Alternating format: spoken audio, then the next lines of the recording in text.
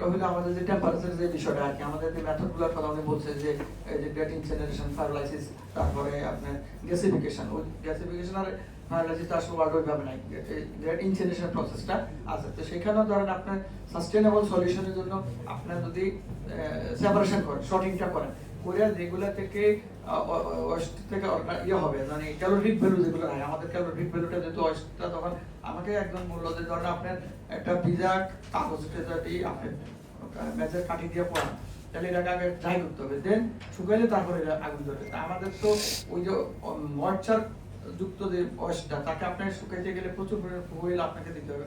তো সেই ক্ষেত্রে আপনার টাকার পরিমাণ বেশি আসবে, আপনার কস্টিংটা বেশি আসবে।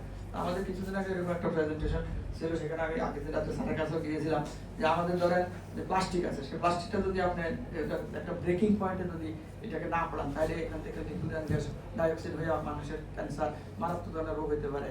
আমাদের ইমিশনটা যদি আপনি সঠিকভাবে কন্ট্রোল না করেন, নির্ধারিত টেম্পারেচার না বসান, তাহলে তা আমাদের জন্য সমস্যা।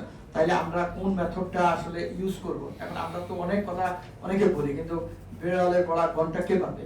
এখন ধরেন এই বিভিন্ন প্রজেক্ট আসলে নিয়ে আসছিল। আমি আগের সরকার থাকতো, আমাদের আগের আরবির সাথে আমি বললাম যে মানুষ চুক্তি করে যায়, ব্যাংক থেকে টাকা নেয়, পরে আর কাজ করে না। তো আমরা চাচ্ছি যে একজন কাজ করো ওটা দেখা দেখি, তখন এটা মানে অভ্যস্ত হবে আর কি। এখন আমাদের বাংলাদেশে ধরেন উত্তর একটা করতেছে যে সানা মেশিনারি ইঞ্জিনিয়ারিং কর্পোরেশন, তারা এটা করতেছে। আর আমাদের যেটা তারা লুক্রেটিভ প্রস্তাব দিয়েছে, কিন্তু আসলে আমি এই 1 বছর মতো হয়ে যাবে কিন্তু এখন ওইভাবে মানে বাস্তবায়নটা দেখতেছে না। তারা আমাদেরকে একদম আমাদের একটা স্টাডি করে এটা টেস্ট করলো 100% অস্টের মধ্যে 68% হলো আমরা অর্গানিক, 14% হলো প্লাস্টিক, 14% হলো কম্বাস্টিবল দাহ্য যেগুলো, আর 4% হলো নন কম্বাস্টিবল। নন কম্বাস্টিবল হলো যে মেটাল, কাগজ, গ্লাস, এগুলো থেকে ইকোব্রিকের মতো তৈরি করবে। তারপরে যে কম্বাস্টিবল যেটা দাহ্য, সেখান থেকে আমরা যে বলছি আরডিএফ তৈরি করে, যেটা জ্বালানি হিসেবে ব্যবহৃত হবে। প্লাস্টিক থেকে প্লাস্টিক অয়েল হবে, এবং অর্গানিক থেকে আপনার বায়োগ্যাস হবে, অ্যানারোবিক মেথডে বায়োগ্যাস হবে। সেই বায়োগ্যাস থেকে পরবর্তীতে আপনার এই বিদ্যুৎটা হবে।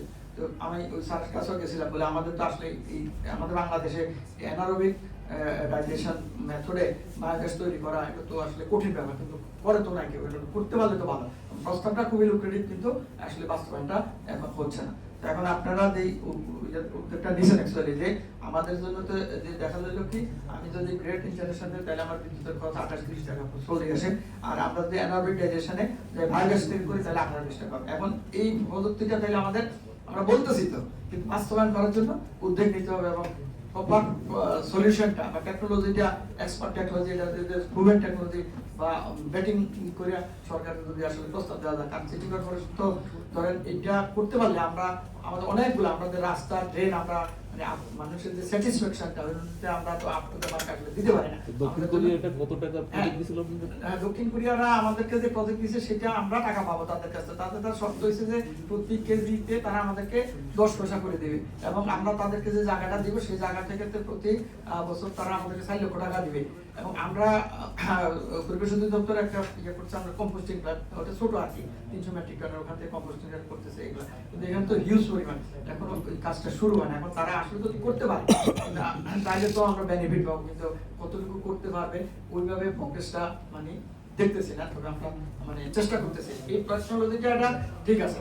আর ধরেন ওই যে যেটা কথা বললাম যে ইঞ্জিনিয়ারিং একদম মিক্সড ওয়েস্ট, আমরা এখানে তার একটা এমআরএফ করে দিবে, এমআরএফ করে দিয়ে আমরা পৃথক করবো। আপনি ধরেন পাশাপাশি আপনি দিলেন, আমাদের যে বিভিন্ন টাইপের আমরা সবুজ লাল দিয়ে অর্গানিকের জন্য একটা অনার্গানিক আলাদা, কিন্তু আমাদের আসলে আমরা ওইভাবে অভ্যস্ত না। আরেকটা বলছেন যে এসটিএস, যেটা আমরা আমাদের আইনে প্রাইমারি কালেকশন যেটা, সেটা দক্ষিণ সিটি কর্পোরেশন কিছু পিসিএসটি প্রাইমারি কালেকশন সার্ভিস প্রোভাইডার নিয়ে করে, ওই যে মাঝে কমপ্লেন আমাদের মানে প্রশাসক বলে, আমার কাছে সবচেয়ে এটা বেশি কমপ্লেন, 100 টাকা করে নেওয়ার কথা, তারা নেয় বেশি।